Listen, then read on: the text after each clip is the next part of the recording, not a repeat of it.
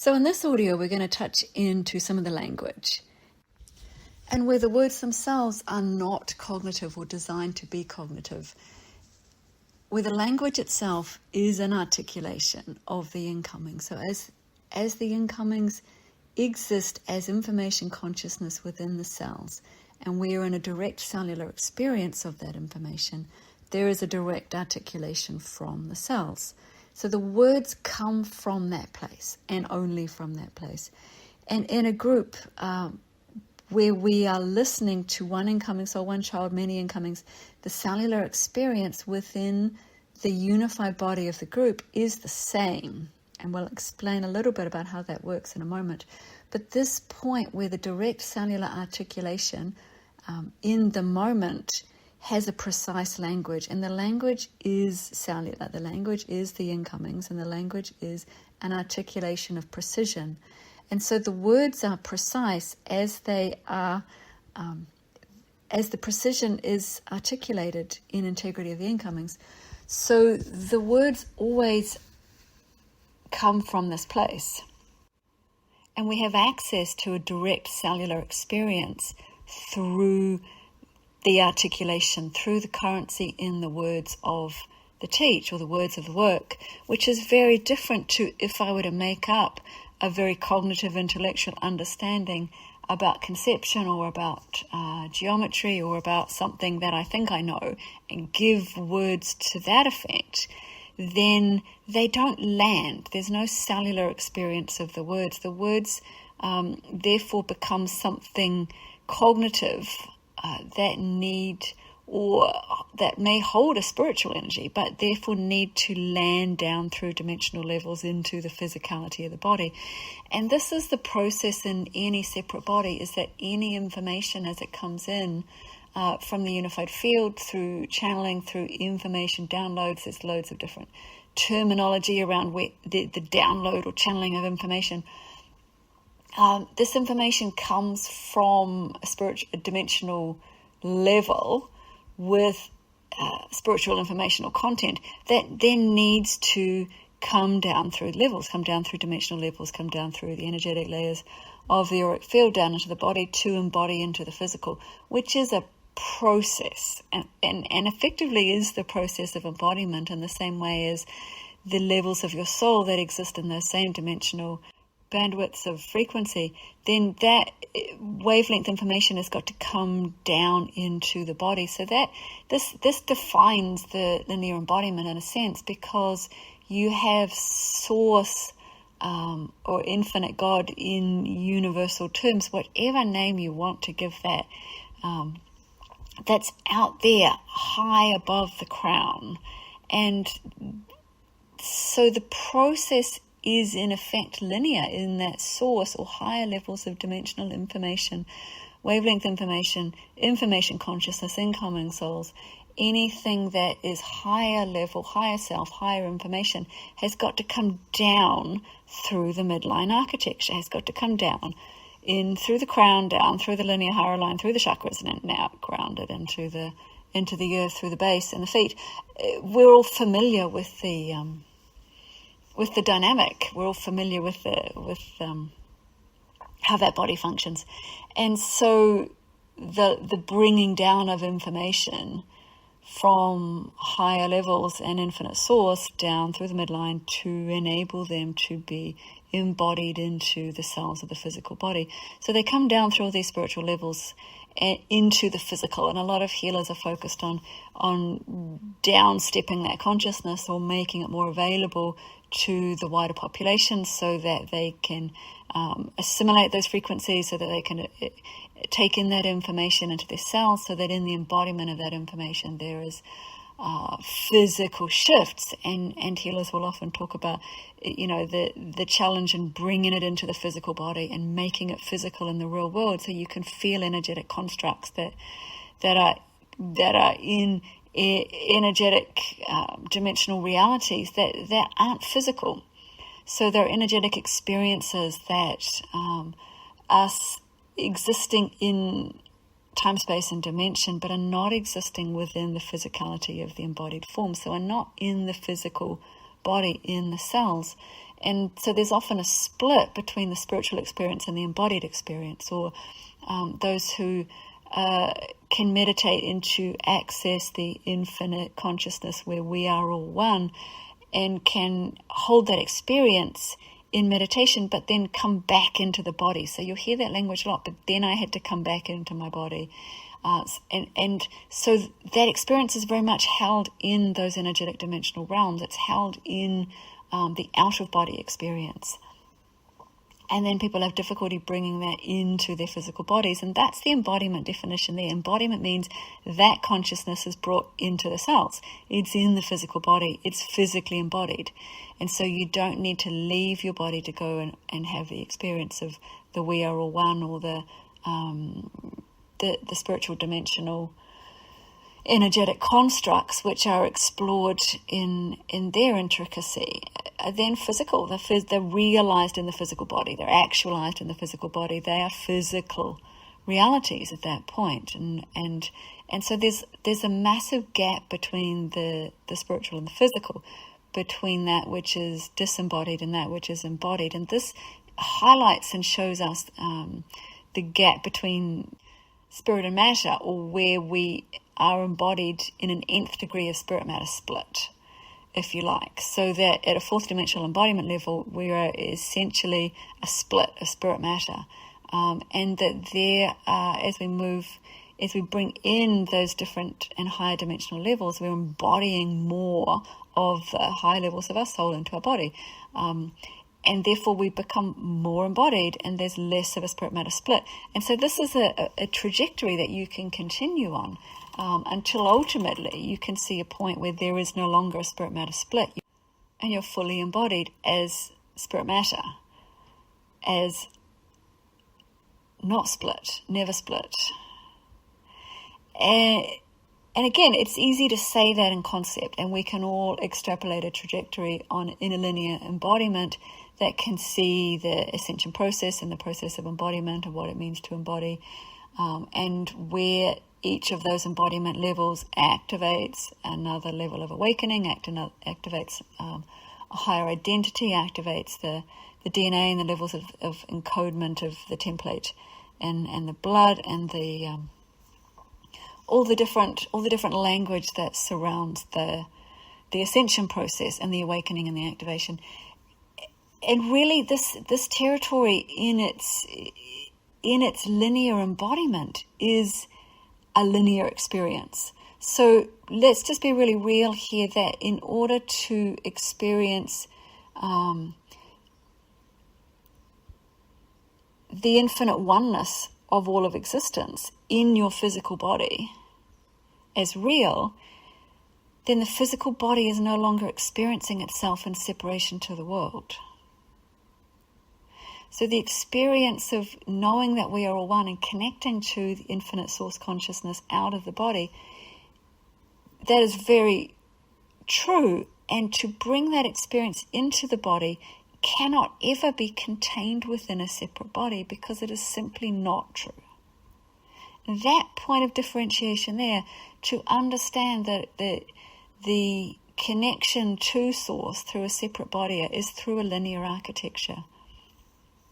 And that architecture in and of itself maintains limitation, maintains a separation of spirit matter.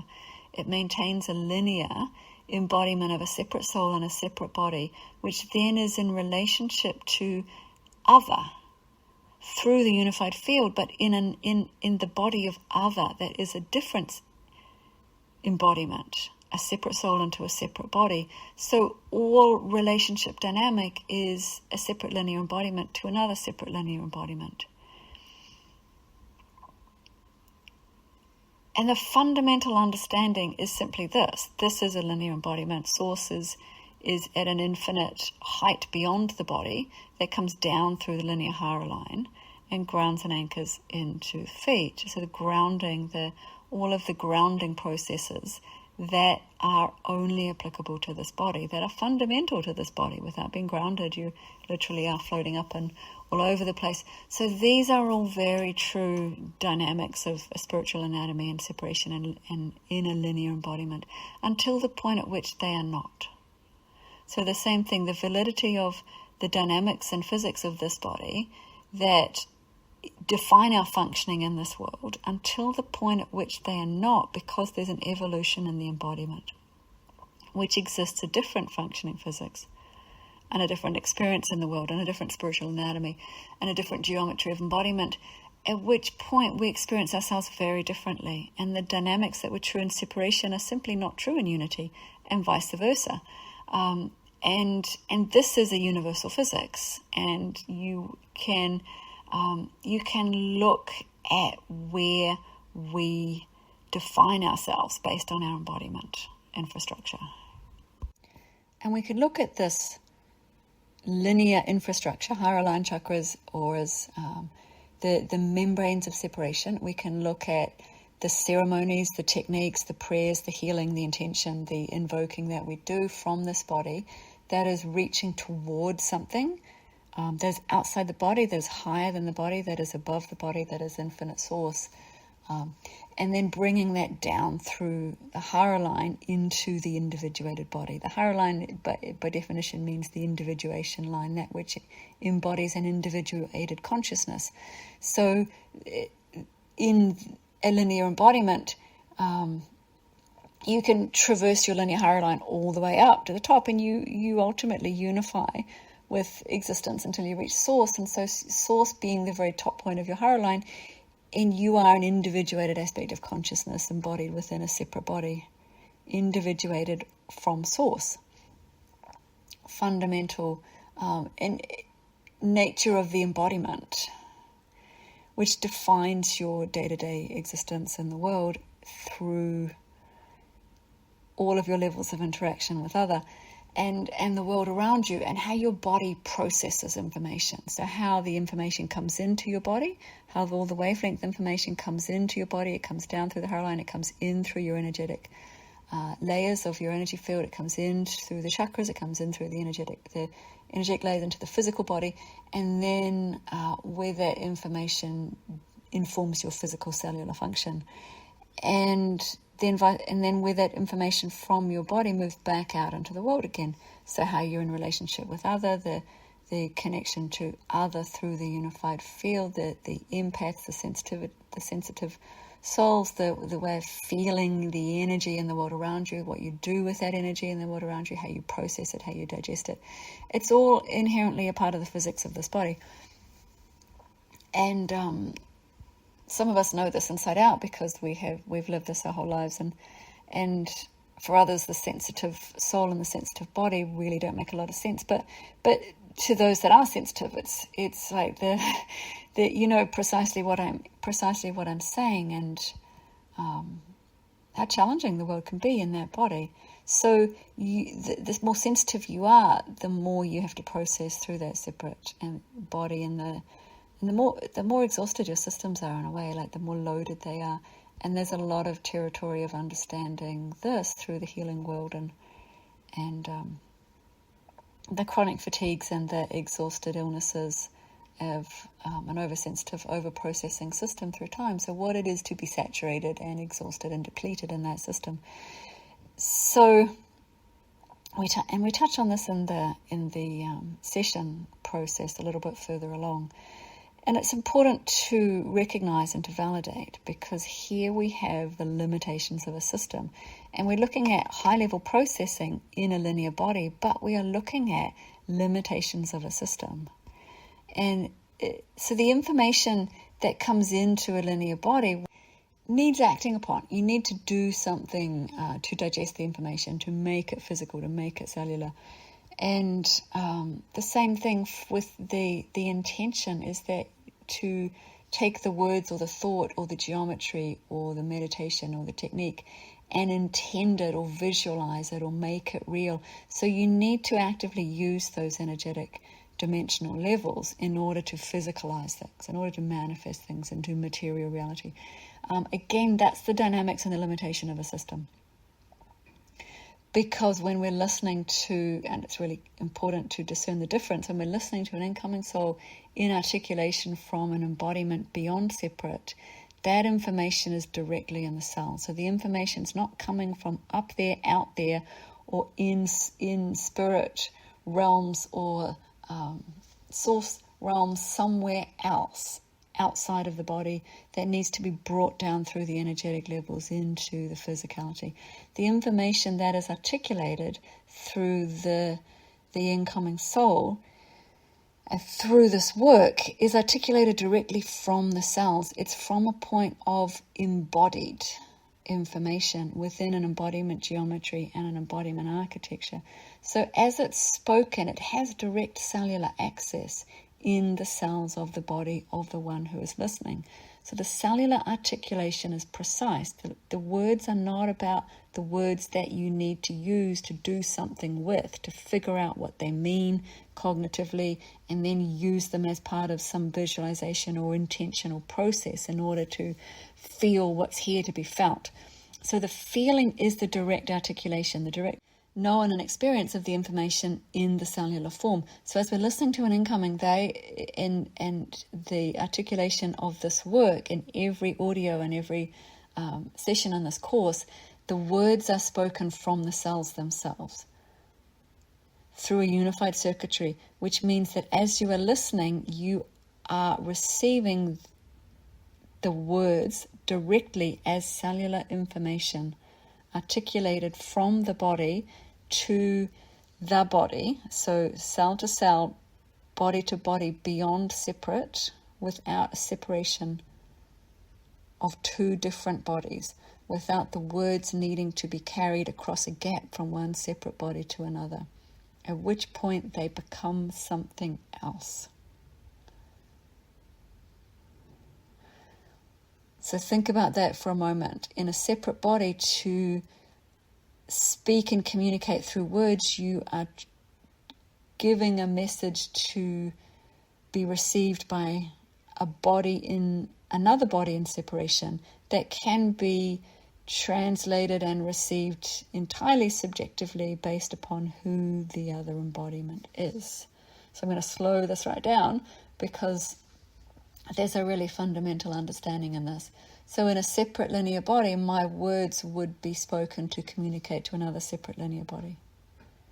Subjectively received, subjectively spoken, interpreted through all the different filters, all the different belief systems, all the different traumas of one's lifetime. So your embodiment story that holds all your traumas and all of your challenges and all of your held points is the filter through which you're receiving all information, whether that's wavelength information or the person in front of you speaking about who they are or what their life is. You are only ever listening through your embodiment story as the physical expression of your being, the physicality of your cellular form and function.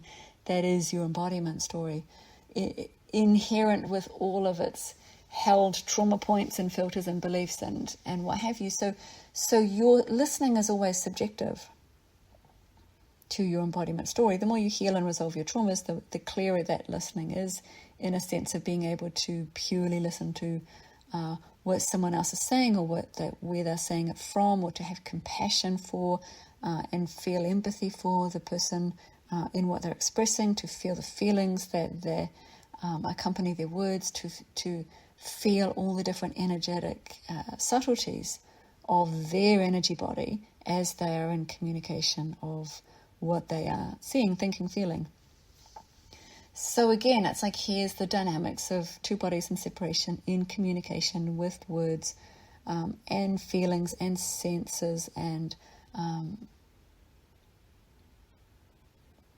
all of the sensitivities of that system in terms of perceiving energy, translating energy, digesting energy, processing energy and information. And so there's always a subjective. And this is the same if we talk about the understandings of God, source, creator, universe. So each time I use that language where I'm articulating directly from the cells of the incoming souls in their creational motion into their body through a source core 0-point circuitry, there's a direct articulation. and when we use words like source, God, creator, universe, it's like all of those big words, all of the big infinite, God created the world, kind of words. It's like all of that language in a body of separation can only be interpreted based upon the subjective, based upon how you perceive source, how you perceive the source, which is infinitely out there, outside of your body, and how you bring that down through your midline, and how you have embodied that yourself. So there is only a subjective here. There is only the individuated embodiment of source that knows itself as source, that can connect to source, that can meditate to source, that can feel source cause spin in the heart, but is still ultimately in a connection to, through a linear architecture. So the known of source can and only ever is subjective from that referent. So in a number of individuals, the understanding of who God is, why God is, the infinite source, creator, God, the belief systems, the religion, the truth, what we know to be true can only ever be subjective. What we know to be true through our own experience of our own individuated aspect of source, God, creator. So, or what we've been taught to be true through our religious upbringing, through our spiritual teachings, through whatever the place that has held the referent, where that's come from, the origin of the view, and the level of embodiment. So as we embody vaster and vaster levels of our infinite self, our referent view shifts, and our understanding of God's source creator shifts accordingly as we embody. So that's a really important point, because the subjectivity is only ever subjective. And so we can sit and argue till the cows come home over whether my God is true or your God is true, or if God is blue or green or yellow or pink, or if the universe means this or means that, or my truth is this and your truth is that. And there is a subjective real to that, in the extent that you are living this referent point, and therefore in your own creational reality from your own individual body, this is your real. And where we are speaking from, in terms of using words like source and God and creator and infinite universal currency, and you are only in this work defined by the incomings. So there's no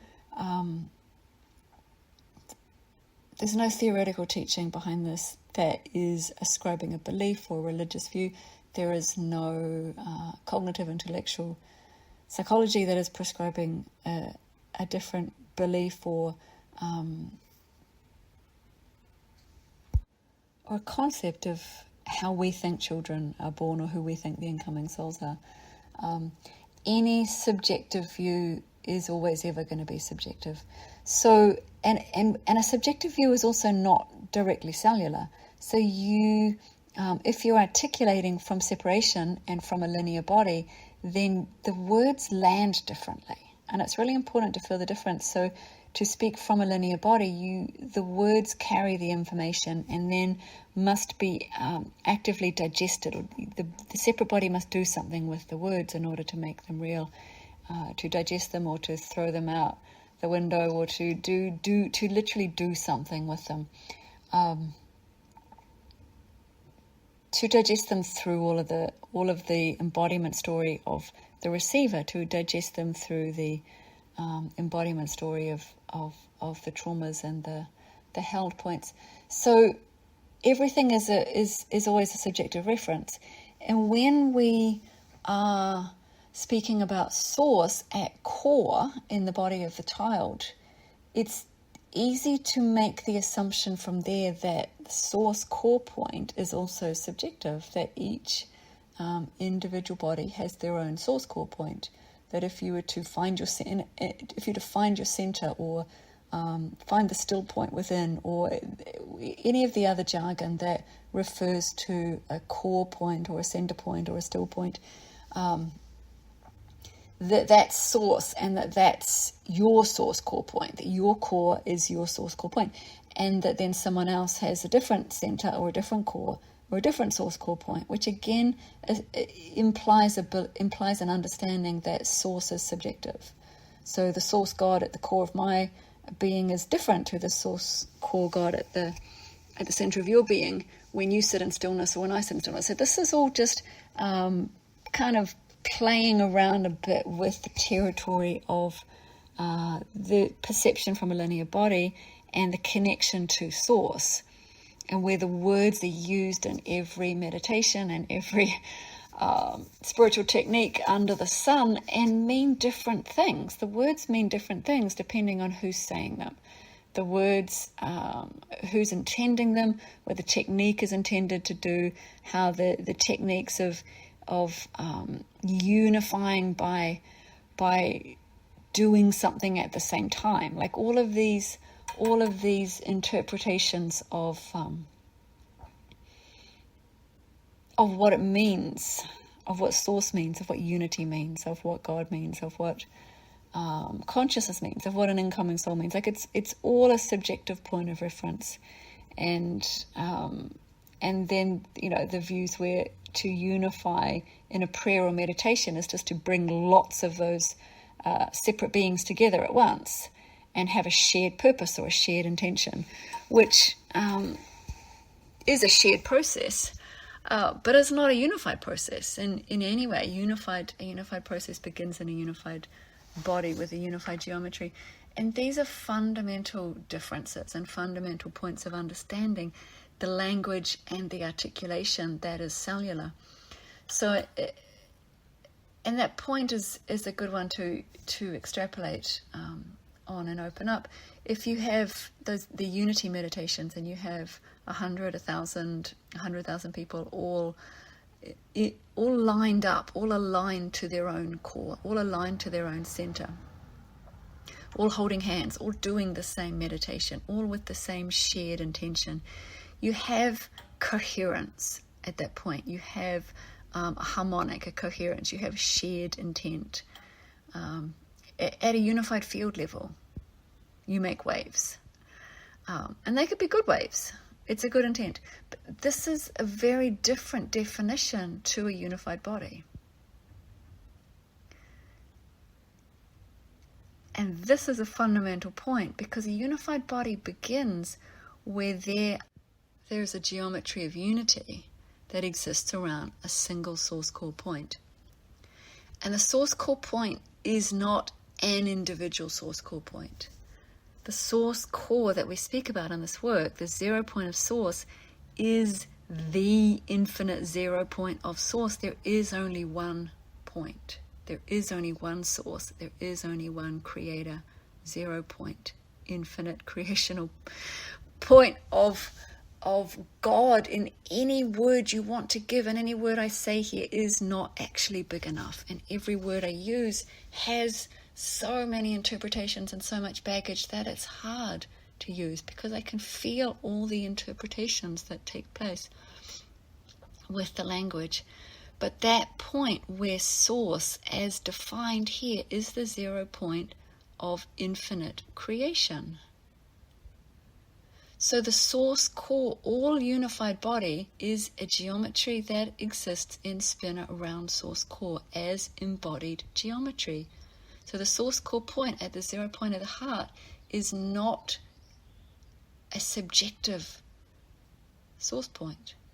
It's not a body that is an individuated consciousness any longer. So when the embodiment geometry moves from linear to unity in a unified structure around a spin of 0 point, source core is the point around which it spins. And it is no longer subjective. It is no longer an embodiment of an individuated consciousness having an individual subjective experience. It is then a unified consciousness, having a unified experience in a unified body around a 0 point source core that is the infinite creator point. So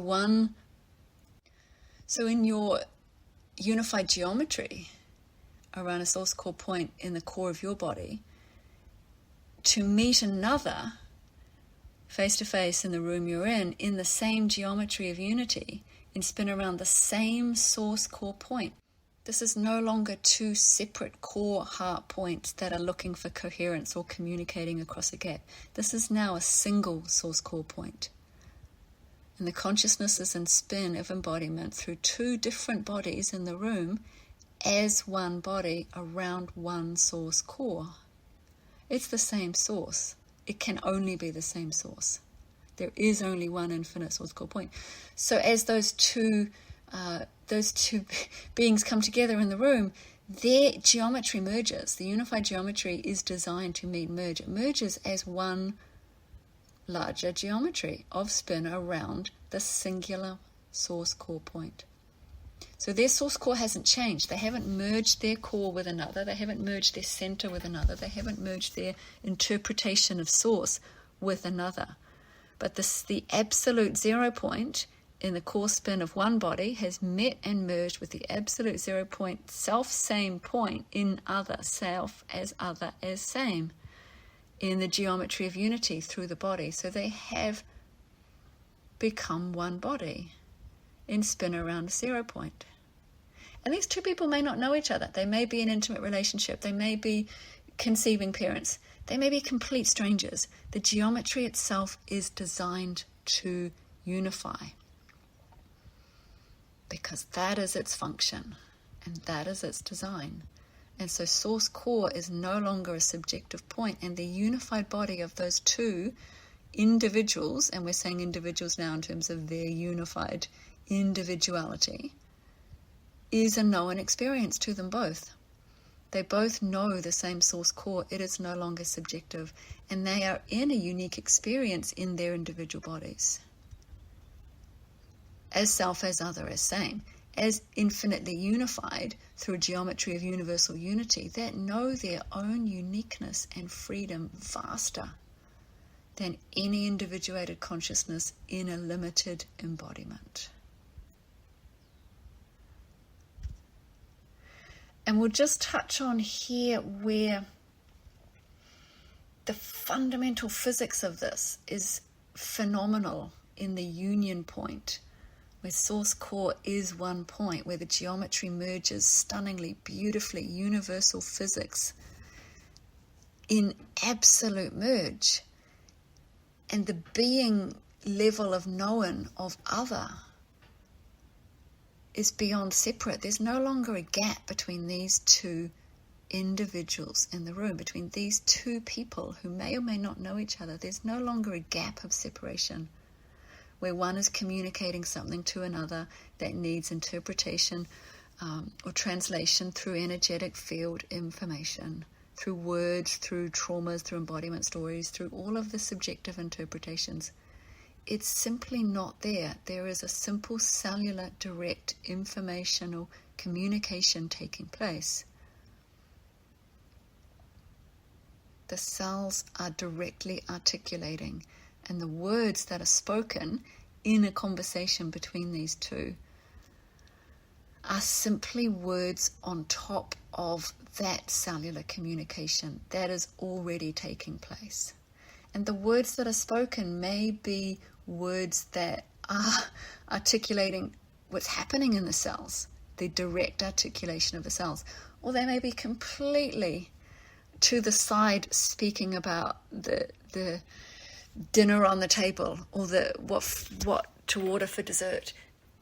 And it doesn't matter, because the cells are in articulation, and the direct cellular experience is known in each of those bodies as one body. And the words can give voice to that or not, but the words are not holding the information. The cells are holding the information, and the cells are in direct articulation of the information.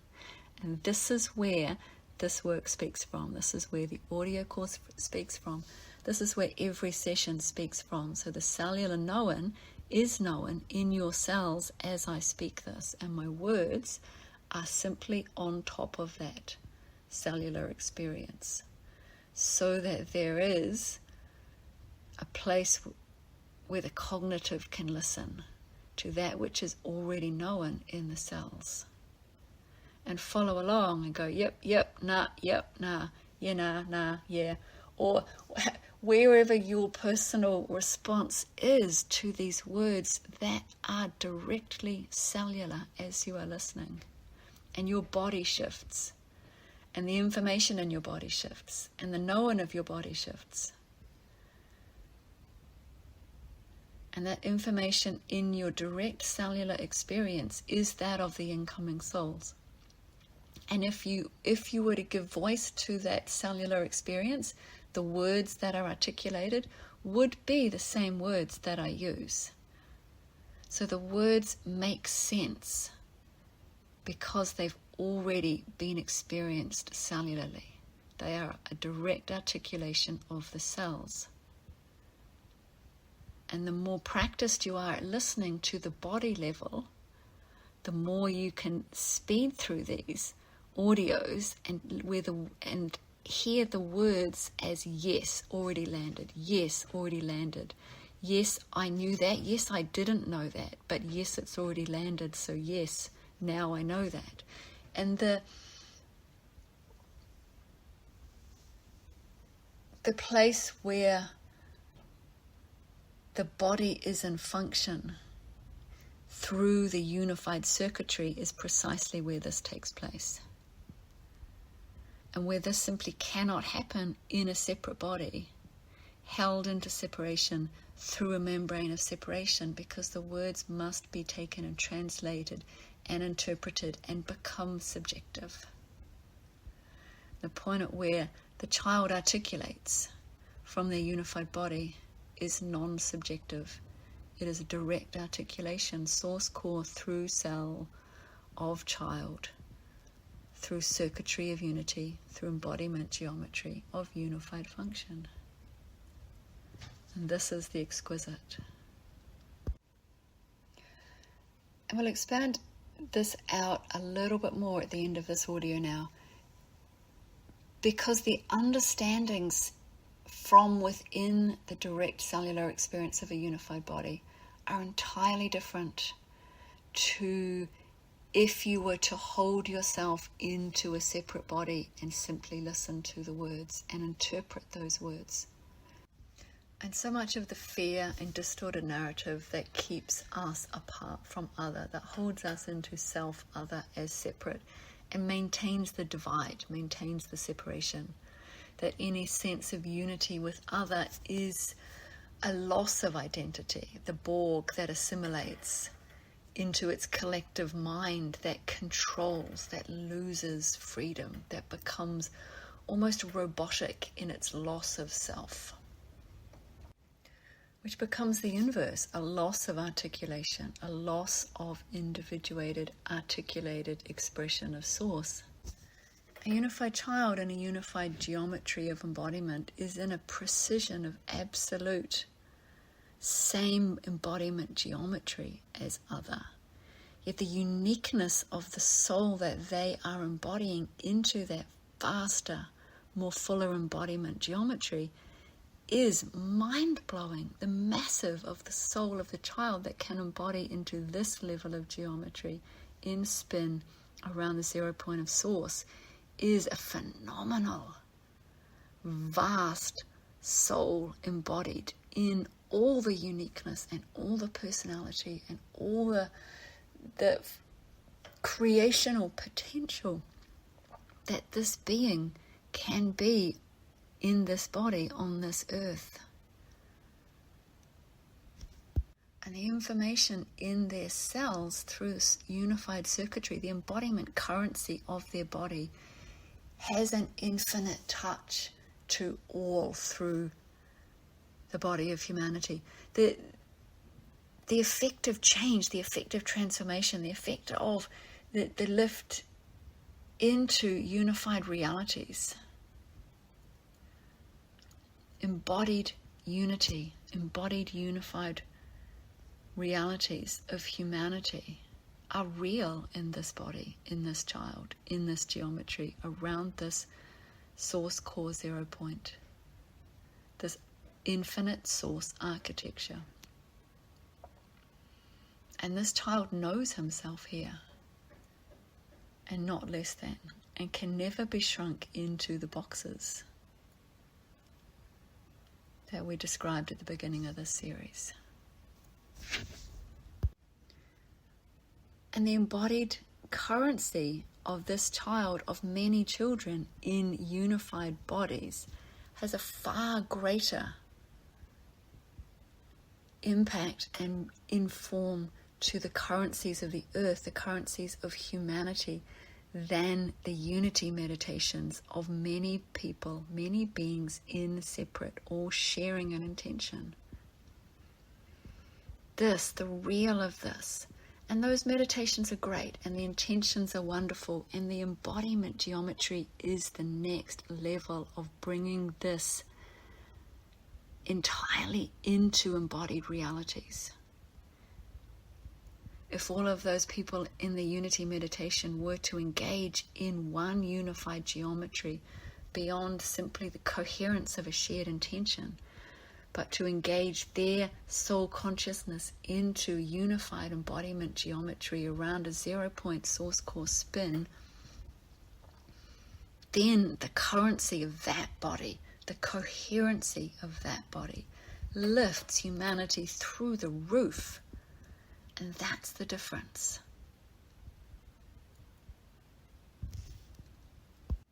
Unity is the architecture. The architecture is the unity. It's not the intention. The intention exists in a separate body that is linear until the point that it doesn't, and it experiences a unified body. And the unified spin and coherency in a unified body no longer needs any intention. The body is in constant spin, consciousness through cellular form in spin around a 0 point that is in constant motion of creating coherency. So the unified body is in constant creational motion, building coherency in every moment, moving through other, lifting into coherency, lifting, forming vaster and vaster bodies, greater and greater geometry, building coherency, forming coherency in the world through other, through family, through community, through systems, society systems, interglobal bodies. This is the unified body in function, in lived function, in daily life, playing in the playground, ordering dessert at the menu, off the menu in the restaurant. There is no longer a need for intention. The intention is inherent in the spin around source core. All motion through source core and as an infinite geometry is in motion towards source core as an infinite geometry, in spin, in creational motion towards itself as source core. There is only one creational motion from source core, and that is through all that is in separation. Is a precision motion towards unity, to know unity from unity, to unify and return to source. The natural universal motion of spin around source core 0 point, to begin and end at source core, to know ourselves as infinite source core through all of our individuated aspects, in their uniqueness and in their knownness of never separate, in ever unifying spirals and cycles that always return us home to source. So from these bodies there is no longer a need to for the prayers and the invocations and the ceremonies from a separate body. There's no reaching out to source. There's no connecting to outside of the body. There's no communicating to other across a gap. The soul physics of this body are different. Simply and inevitably.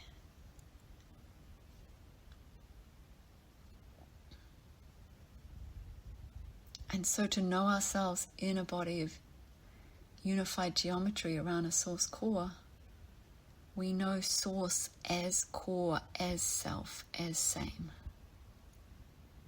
Beyond all our subjective beliefs, beyond all our subjective narratives, our stories, our embodiment story through time.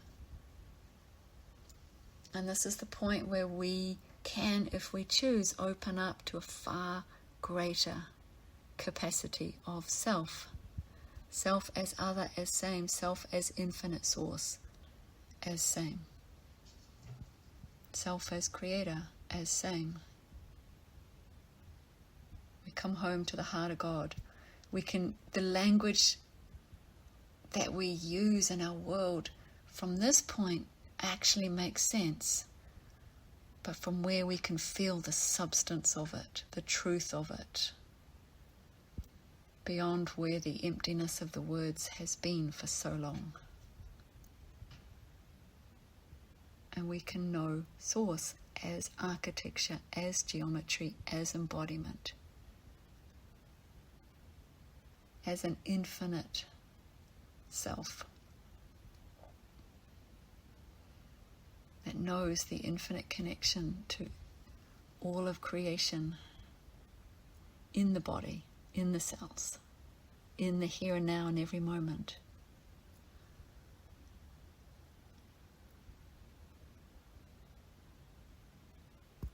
And no longer needs to meditate out of the body to find those things, these differences, these day-to-day realities. We speak to our children of God. What is it we mean? What is it they know? We speak to our children of creation. What is it we mean? What is it they know?